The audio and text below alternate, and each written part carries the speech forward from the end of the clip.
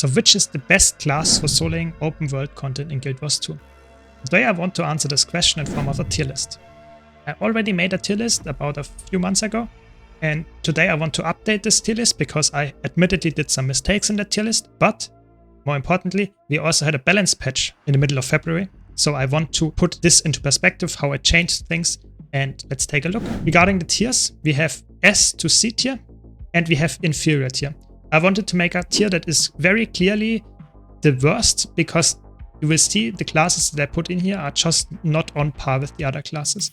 Everything above that tier is actually very, very solid to play in open world. And especially S and A tier builds are really, really strong. You can solo almost any content with them in the game. I would say the difference between an S tier and an A tier build for me is that an S tier build is either extremely powerful, so it plays itself, for example, or it is even more powerful than builds that play themselves, but are a little bit harder to play. So, for example, if a build is very easy and still has amazing DPS and you don't have to care about a lot, then it's S tier for me. When you have even better DPS, but you have to think about it more, and you have to learn the class a bit more, then it's still S tier. But if you have a build that is somewhat hard to play and is not providing that much DPS, then it goes down in tiers. So that's what I think about when it comes to soloing open worlds. I not only think about DPS, I also think about sustain, so how much healing is in the kit. I think about the tankiness, so how much utility of blocking, of having just baseline and of defensive stats are in the kit. And of course, I think about how easy to learn is it, how easy to get into it is. So that kind of things is really important for me. Of course, you can make any arguments to change up what kind of criteria you want to have, but this is my tier list, so bear that in mind. This is my opinion. It's not an objective tier list in that sense. I try my best, but it's not perfectly objective. So with that out of the way, let's start with the core classes. So for me, the inferior classes are only 3 actually. And the ones would be Revenant, Core Revenant, Core Elementalist, and Core Mesmer. Those are just inferior from design. They don't have that much utility baked into the kit to be able to get a lot of things done on their own. I would say the best one would be Core Mesmer apparently, but in my opinion it's still not as good as the builds that I will put in C tier. So don't get me wrong, you actually can also play the inferior builds. It's harder to achieve success with them, so I would put them here. Core Elementalist is just the worst version of Catalyst, so that's it. And Core Revenant was never designed in a way that it can be played, so it's by far the worst class in that sense, or elite spec. So let's continue with some other hot picks. So I would say Core Engineer, Core Necromancer, Core Warrior, and Core Thief are in C tier for me. Because they are very playable, don't get me wrong, you can definitely play them, but when it comes to their elite specs counterparts, they are just a little bit worse. I would say the best of those is definitely Core Warrior or Core Necromancer. Both of those are a little bit better, but it's really hard to judge. So for me, it's just not as good as the B, A, and S tier builds. That's just my opinion. I know there are a lot of really hardcore fans that play a lot of core classes. I know you can put them higher if you like them a lot, but for me, those are just worse options than the other ones. When it comes to Core Guardian, it's actually for me a B tier build. I made a build guide about it very recently, and I think it is a very strong build. It does not have an amazing boon access, but it's very easy to play, and it provides actually quite a lot of damage, so that's why it's there. You can make the argument for putting those up as well. Then we also have Core Ranger. I think Core Ranger is also quite decent. It is the same tier as Core Guardian, I would say. You have very nice survivability because of your pet. You have great traits, I would say, and also very nice utility skills in the core class, so that's why it's higher. Now we are through with the core classes. Let's take a look at Warrior. So Warrior got a change in terms of the arm straight line. I tried to make builds work with the arm straight line to make it work, but to be honest, it does not work out that well. So maybe I can come up with a build in the future, but right now I don't have any crazy good changed Warrior build. So keep that in mind, take that with a grain of salt. Maybe that will change in the future, but for now I didn't find really a very crazy good Warrior build. So the best Warrior spec is for me Berserker. I would put it in high A tier. It's really, really good. It is maybe a little bit worse than the build in S tier. Maybe you can make an argument for putting in S tier, but in my opinion, it's extremely strong. Typically, the Condi Celestial variant is extremely strong, and you have a lot of sustain. It's really, really good. On contrast, you actually have Spellbreaker and Bladezorn. For me, those two are not as good as Berserker, so I would put them in B tier as well. So together with Core Guard, I would say they are somewhat decently playable for sure, especially a Spellbreaker variant. I tested it in Power variant. You can actually play it very decently with the new arms trait that gives you more attack speed on one-handed weapons. But the tankiness is a little bit missing in my opinion, so that's why the Berserker is a little bit better in that sense, because you have Celestial Gear, you have way more healing and that stuff. So that's my opinion. You could make an argument that Core Warrior is actually the same tier as those two.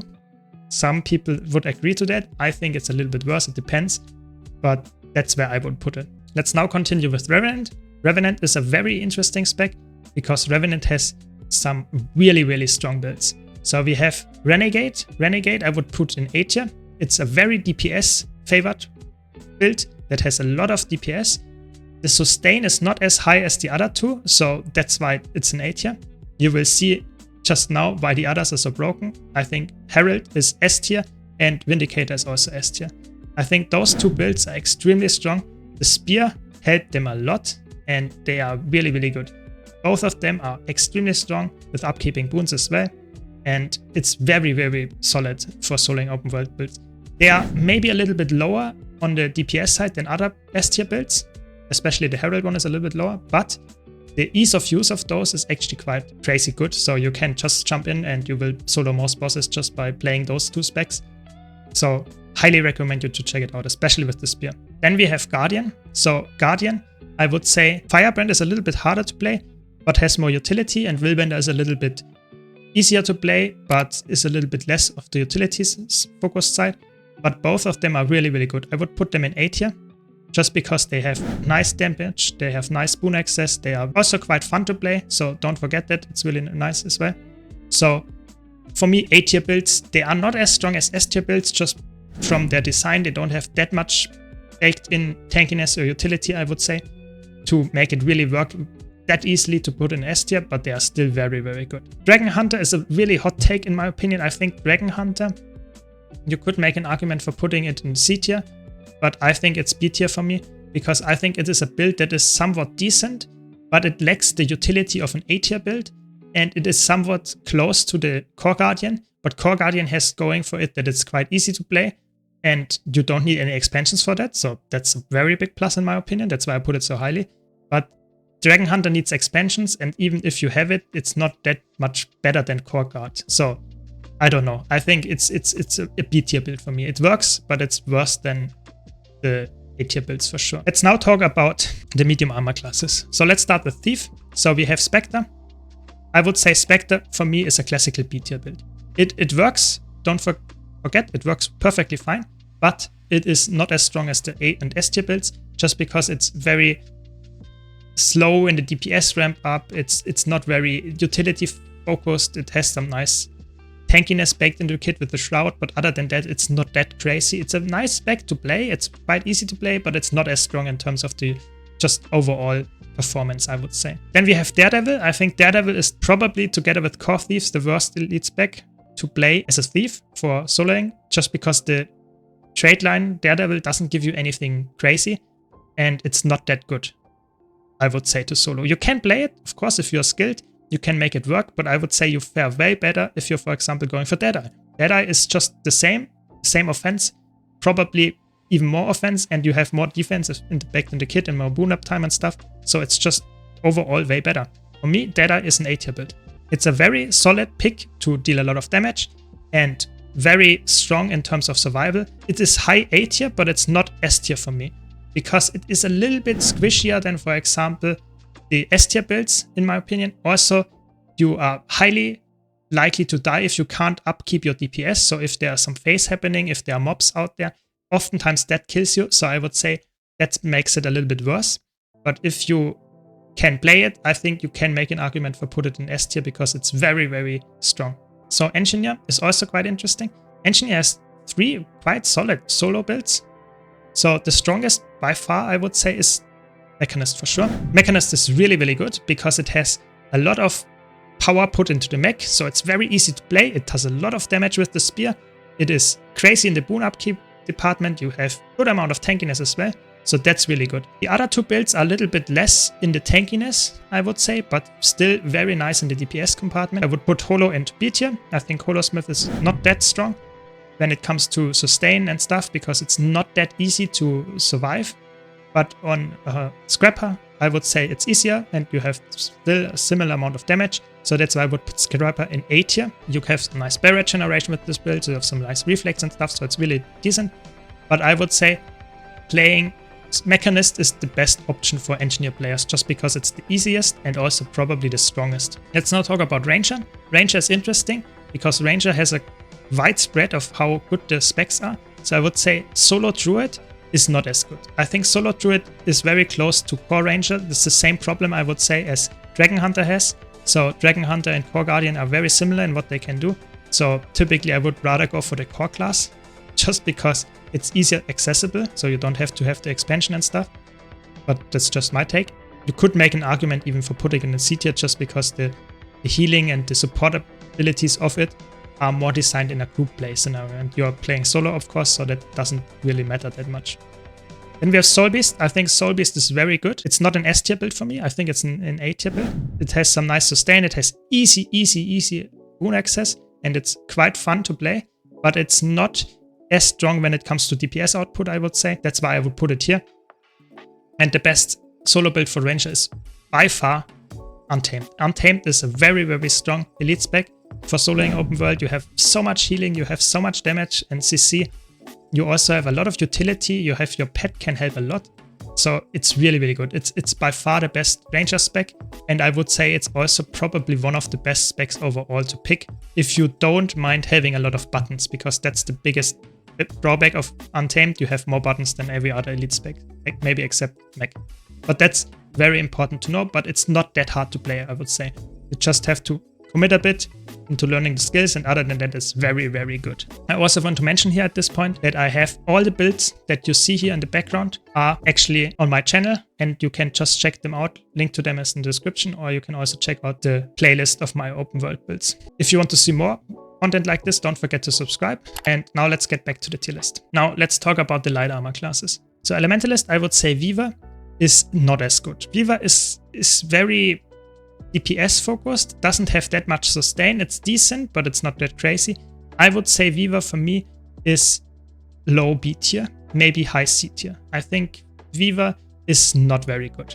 I think Weaver is by far the worst Elementalist spec, other than Core Elementalist, of course, just because it doesn't provide that much. It's nice and fun to play it, you have a lot of skills, but it doesn't provide that much. Tempest, on the other hand, I would say is high A tier. Tempest, on the other hand, I would say is high B tier. Not low B tier as Weaver, but it's still not as good as the next upcoming or Catalyst. And I would say Tempest is just, you can play it if you like Tempest, but I would say if you an Elementalist enjoyer, I would go by far for the strongest elite spec, which is Catalyst. I would put Catalyst in low S tier.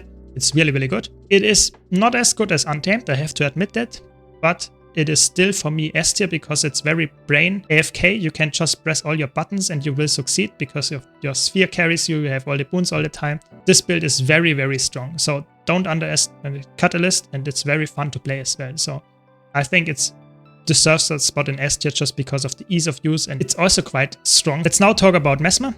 Mesmer is also interesting. I think Mesmer is one of the specs that is the highest overall on this tier list. So let's start with Virtuoso. I recently made a build guide about Virtuoso, and Virtuoso is therefore quite strong. It's a very good build. You can see it in the background. It's very good. It deals a lot of damage also from range. It's a nice power build. It's really nice. It is a little bit lackluster when it comes to tankiness. You have some invulnerability and stuff, but if you get hit and the attack hits hard, then you might die from it, even though you have some kind of toughness in it, but it's not that much. So that's why this build, I would say, is not as strong. You're a little bit squishy because of playing a power build. You don't have Celestial stats, so that can be a little bit of a downfall here. And they recently nerfed Spear and Dagger, so it's a little bit less in the DPS side as well. When it comes to Chronomancer, I made a power Chronomancer build guide, which I would put in B tier just because it's power and it's not as strong as the Virtuoso one. But you can also play a Condi Chronomancer, which is really good. Be sure to check that out as well. So I would put it in very high A tier. It's very strong. It's extremely tanky, it has a lot of sustain, it has a lot of DPS as well, and it's very easy to play. So really high you could even make an argument for putting in low S tier, just because of that. I just think it's a little bit gimmicky, so that's why I put it in A tier. And then we have Mirage. Mirage, I would say, is very good. Right now, it has a lot of DPS. They even buffed it. It's very strong.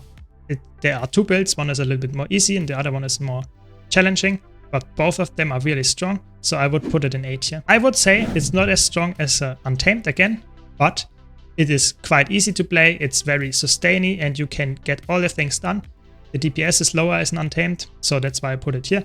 A little bit lower as well, but for me, it's a little bit better than the builds in A tier, at least in my opinion. And lastly, we have Necromancer. So Necromancer is interesting.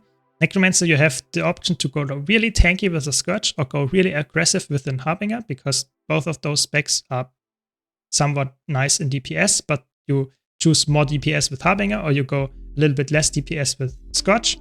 So I would put Harb for that reason, because it's more aggressive in A tier, because that makes it a little bit harder to perform on. So you can get one-shot easier, you can get more DPS output, yes, but if you don't know how to do it, if you're a little bit new to the game, that's for me not as easy to perform on. On the other hand, Scourge, yes, you have a little bit less DPS, but it's so tanky, it's so easy to play, you just press all your buttons and you will succeed. So I put it in A tier for that reason. It's also very good in open world because you have all the stuff baked into your kit. You have barrier access, which not a lot of classes on that tier list actually have. So it's really, really good. Again, it's not as strong as the really high S tier builds like Herald, Vindicator and Untamed, of course. But I would say it's still a very, very solid pick. And lastly, we have Reaper. Reaper is extremely strong. So I misjudged that in my last tier list. I admit that. Sorry for that. In this tier list, I want to mention that you can play it as Condi Reaper. You can play it as a Power Reaper. There are so many options and all of them are very, very good. So Reaper, easy S tier for me. Really strong build. It is fun to play. It's very fitting to the class and it's extremely strong. You have a lot of CC. You have double the life pool than most other builds because of the Death Shroud. And you have crazy DPS for that. And it's just very, very strong. So this would be my final tier list. Let me know your take in the comments if I did something completely wrong here. This is again just my subjective take, but I tried my best to give you my opinion on that, why I put it here. So I hopefully could make it clear why I think like this. I really hope that I could convince you to play some builds that you maybe not have played before. If you enjoyed this tier list, be sure to leave a like and subscribe for more content like this. And with that, thanks a lot for watching. Thanks to all my supporters on Twitch, Patreon and YouTube. Thanks, Malice, and I hope to see you in the next video.